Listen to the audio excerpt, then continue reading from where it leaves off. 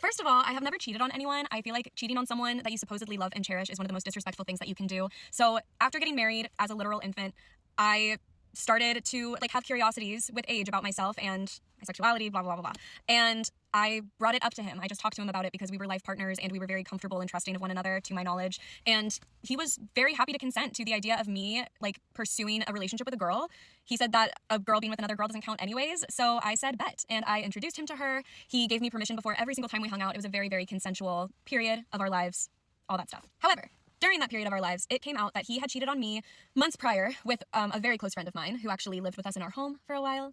I like helped teach her how to drive. It was a very weird situation. And it honestly goes so much deeper than that, but it involves, like the depth of it involves other people. I'm just saying that it was a very traumatic experience to find out about that, especially because he's not even the one who told me about it. It came out because she blabbed about it, which I'm very grateful for. And then after, also fast forward to us being divorced, he actually told me that he had cheated on me several other times, like throughout our marriage. So honestly, in the comments, like raise your hand if my ex cheated on me with you. I won't be mad at this point, but I'm just saying I feel like other people can actually attest to this. So anyways, needless to say, I was very disappointed when I found out about him and my close friend, because having like doubts or just like curiosities as our brains are fully developing after getting married so young is a very natural thing. But I had the love and respect for him to come to him about it and make sure that I had his permission before anything, because I would have never done anything had he not consented. But that was not reciprocated. So when he moved out, he was just kind of like, this is all getting way too messy. I'm going to get an apartment so we can just have space. And I'm like, okay. And he said that he signed a 6-month lease.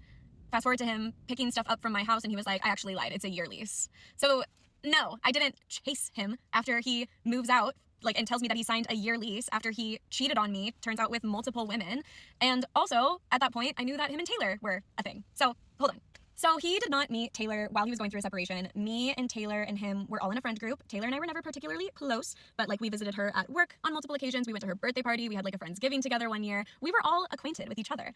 So weird thing to lie about, because we have a lot of pictures together. But anyways, I swear that I hold zero animosity towards Taylor. I really relate to some of the traumas that she's been through. I actually think that she's a cool and lovely girl, and I don't think that my ex-husband cheated on me with her. Of course, I could be wrong, but I don't care at this point, and I feel like she's a better person for everything that happened. I feel like I'm a better person for everything that happened. We've briefly spoken, and we can really just chalk it all up to love and character development. And yeah, that's basically what happened. That's basically the tea. But side note, just another thing that I want to comment on from the podcast is Kay having a career in OnlyFans is getting shade for absolutely no reason. It is a legitimate job. Let hot girls be hot and get their bag in peace, period. I can guarantee you all of our exes have been on OnlyFans at some point, but then for them to be like, oh, but I could never date an OnlyFans model. I think that's all I wanted to say. Obviously, it goes even deeper, but I just want to leave it there. I just want to say that there's another side of the story, and that had the only factor been that my ex wanted me to stop whatever we were doing at that time, I would have, but there were other factors, and I just knew deep down that I deserved more and I deserved better, and now I would love to officially move on.